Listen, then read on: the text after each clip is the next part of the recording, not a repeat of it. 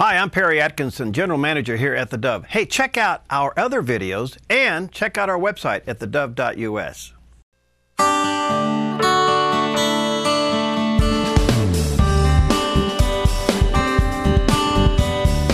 Well, welcome to Focus Today. I'm your host, Perry Atkinson, and a delight to have, yes, Miss Mood herself.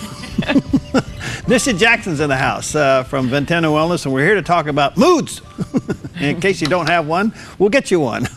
Anyway, we all swing through them, but we're into, Nisha, shorter days, longer nights, yes, more darkness than light. Yes. Is that a contributor? It is. I think that we have to start thinking now about how we're going to feel come December and January, right? Vitamin D. Right. You've actually been listening to me all of these years.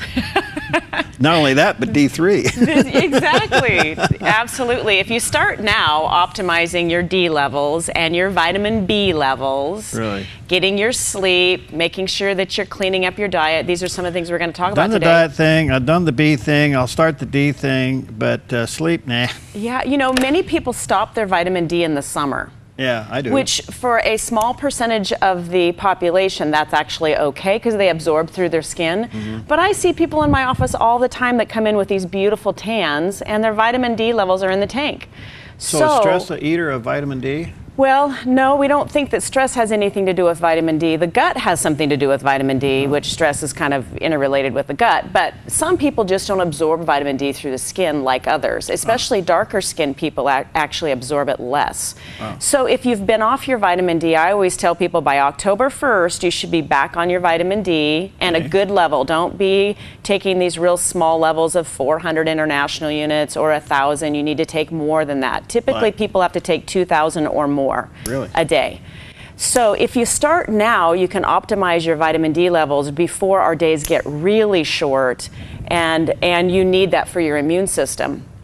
So if you can get your vitamin D level up, the studies are still pretty clear that vitamin D is equally as important as the flu shot, or equally as effective as the flu shot. So, but you have to start now because it takes a while to get your levels up.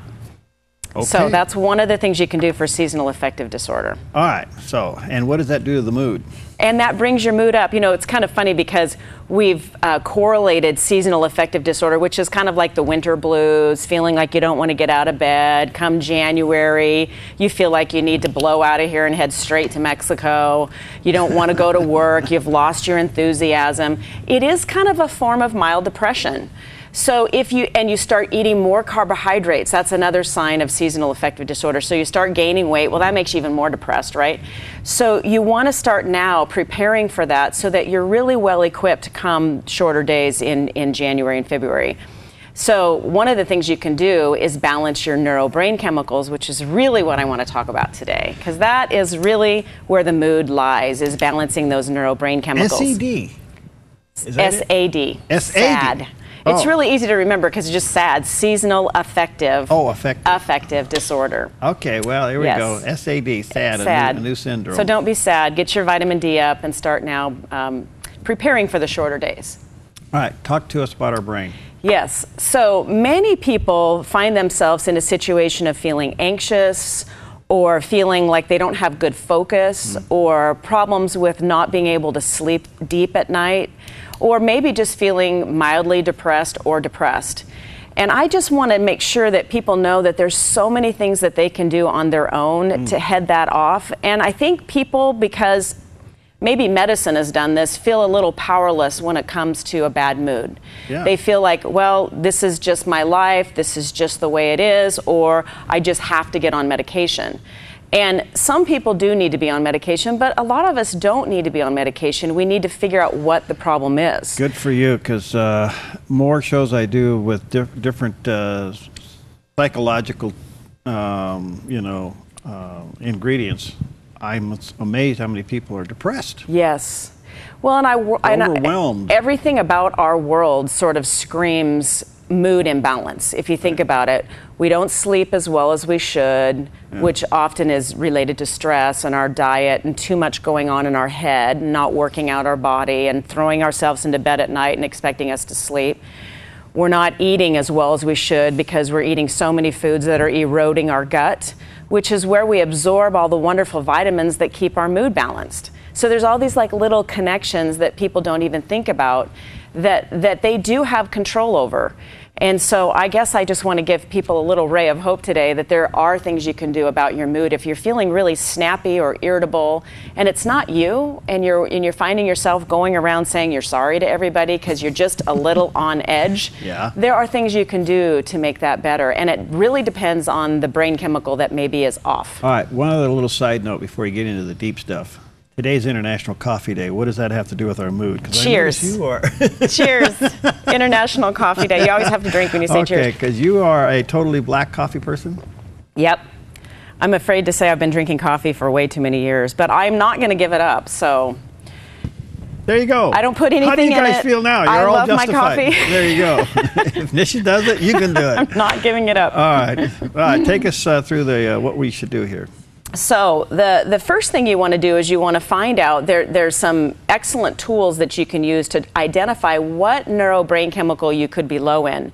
So I would encourage people to go to one of my websites, which is balancedocs, DOCS.com, balancedocs.com, and there's a test that you can take on that website that will tell you what neurobrain chemical you're low in, and that would include serotonin, which is the one most people know about, which has a lot to do with depression and just feeling down and low.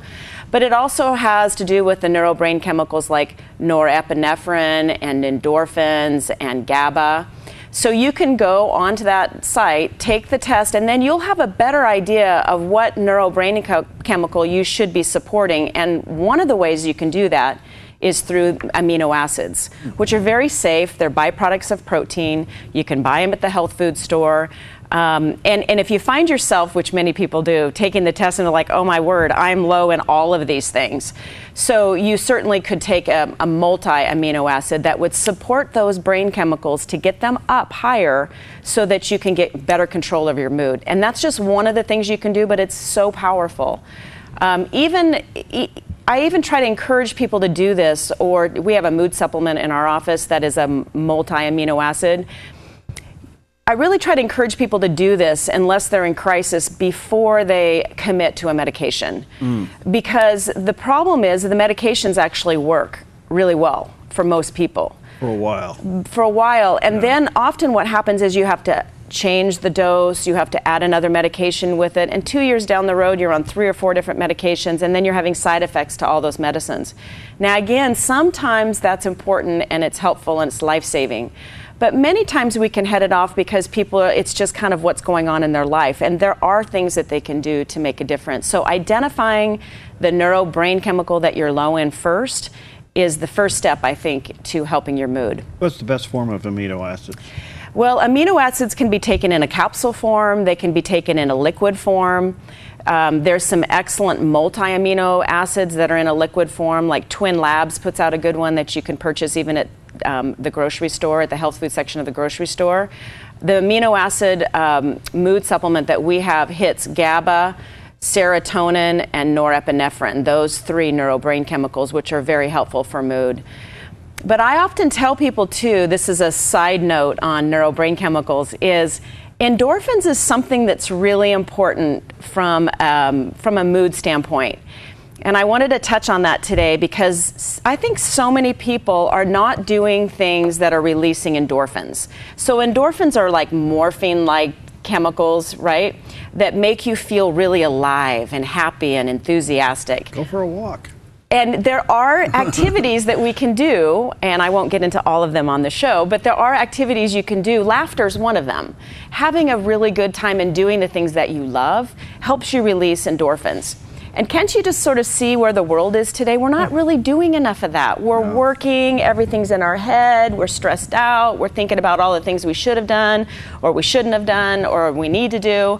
So I think that that's one key thing that people need to do is put in a movie that's funny. Go out with some friends and laugh. Do some more, have a really special time with your loved one. I think that there's many things that you can do that release endorphins that we're not incorporating into our life every single day. Boy, so that's one thing that we need to do, is get more joy and laughter and endorphins into our life. Well, we just had a story today, 90 minutes of physical exercise for young children. I say physical exercise where they're out running around, improves their learning abilities. Yes, because think about it, like if you're exercising and you're releasing endorphins, which that is the most common way to release endorphins into the system, especially when you're pushing yourself, like you're really getting that burst of energy and maybe working up to a sweat. That's a really simple, effective way at releasing endorphins. But if you think about it, when you release endorphins, your whole body just sort of decompresses. Like you just feel open and relaxed and happy. So imagine a child or even us trying to be learning something when we're in that state versus this clenched fist, tightening of the face, sort of like angst state. You can't learn. There's not enough blood flow in your brain, and you just are not opened up to learn. So I think that that's an interesting study and makes sense. All right, let me take a quick break. We'll be back, and she'll finish it up on some things you can do to test your brain to see if you are in a good mood or stay in a good mood or get in a good mood. So have some coffee, take a walk, and we'll be right back, all right, with Nisha Jackson. VentanaWellness.com. Check it out.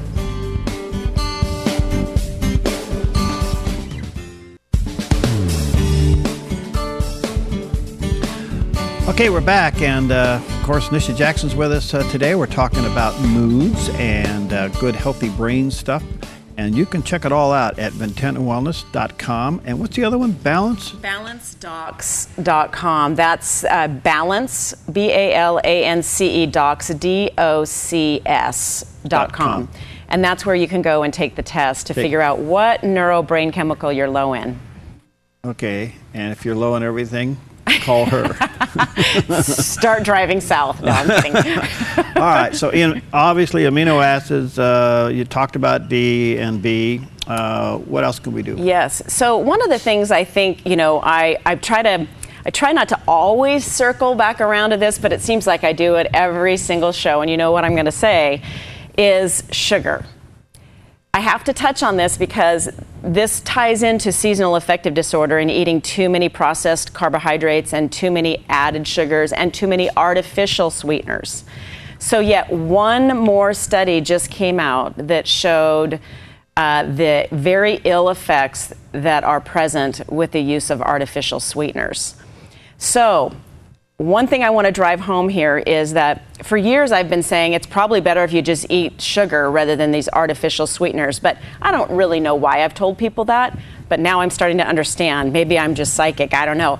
These artificial sweeteners are an issue because now they've identified through research that just was done in the last month, or completed in the last month, these artificial sweeteners actually alter the bacteria in the gut. That doesn't sound like a big deal, right? But it is a big deal because it alters your body's ability to metabolize and process glucose, sugar. So what that means is that it leads directly to diabetes and obesity. And the problem is that it also alters our perception of sweetness. So if you take sugar and the sweetness of sugar, and then you take artificial sweeteners are anywhere from 50,000 to 100,000 times more sweeter than regular sugar. So that alters our perception of sweetness, which means that our body, our chemistry actually changes, and that's what we need, is we need that level of sweetness, which makes us want to go for more of it. Our appetite goes up, our glucose metabolism goes down, and we start storing fat around the middle part of our body. So it's really not a good idea to have artificial sweeteners. There's absolutely zero place for them in the diet. So if you're eating artificial sweeteners and you're wondering why maybe you're not absorbing things as well, or you have gut problems, you have inflammatory issues, it could be absolutely 100% responsible. The artificial sweeteners could be responsible for that. So that is something pretty simple that you can do, is get artificial sweeteners out of your diet. And you know, these large food companies have put artificial sweeteners in everything, yeah, which really tricks the brain into thinking we want more of them. We want more food, and then we're not satisfied. So it leads to obesity not only because we're eating more food, but because it really is changing the bacteria in the gut, which alters our ability to absorb good vitamins. Nisha, how do we fight this sugar addiction? Well, you have to get it out of your diet, or you have to dramatically reduce it. And I think you just have to start literally one day at a time. Like, don't buy these foods. Read labels, see what's in them, get the artificial sweeteners out, try to get a lot of the flour out of your diet and the gluten out of your diet. And I don't think it's just about gluten. I think that's one of the things, but of course we've gone nuts on gluten already. So I think, and people are not eating gluten, but now they're still eating gluten-free flour, which still raises insulin. So I just think you have to be really careful about eating foods that God made, you know? Foods from the ground, foods that walk around, nuts and seeds, foods from the sea. It's really simple, you know, foods that have been unaltered. So I think we have to start one day at a time getting those foods in our diet. But I wanted to give that little blurb on artificial sweeteners because that's a new study and much worse than the last study. So cutting out the sugar, because sugar is a depressant. So why would you want to be depressed when you're already depressed? So cutting out the sugar is helpful. Eating breakfast first thing in the morning is really important. And I know you're so good at that, right, Perry? Yes, just say yes. Yes. So eating a protein in the morning, which stabilizes the blood sugar and gets you from one meal to the next, is also very important. So many people get up in the morning and they don't eat breakfast, or they're not having enough protein. And protein is really good for the brain, and that's where those amino acids come from, you know, the brain chemical stabilizers. So if you're eating a bunch of pasta and potatoes and crackers and cereals and breads during the day and you do not have enough protein in your diet, you will suffer a neurobrain chemical imbalance and feel irritable and sad and depressed. So very simple thing to do. Again, food is medicine. Mm-hmm. So those of us that get up at 0.30, what do we do? Well, I think, you know, the research is pretty clear that you should try to eat within an hour of getting out of bed, something to get that blood sugar stabilized. So even if it's just, I think you were doing protein shakes for a while, or half of a protein bar to kind of get going, I think is good. I think also exercising on an empty stomach for most people is good. You can actually burn more calories, but then eating right afterwards is key if you do that first thing in the morning. Also, I wanted to touch on the importance of sleep. I'm doing okay with that. I'm doing better. You're pretty good about going to bed early. Well, I just crash. I get up with the sun and go down with the sun. Yeah. Well, the sun's changing, so.